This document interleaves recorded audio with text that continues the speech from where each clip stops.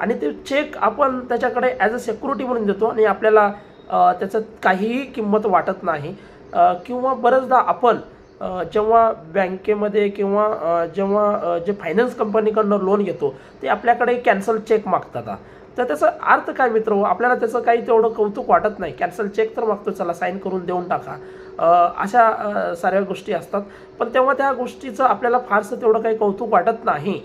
ज्यावेळेस आपण त्यांचं जे पेमेंट आपल्याकडनं राहून जातं किंवा त्याच्यानंतर पेमेंट आपण सर्व भरतो, तरीसुद्धा काही कारणास्तव त्याचं मिसयूज करून ते चेकची केस ते फायनान्सवाले जेव्हा आपल्या अगेन्स्टमध्ये टाकतात, तेव्हा खऱ्या अर्थाने आपल्याला त्याची किंमत कळते.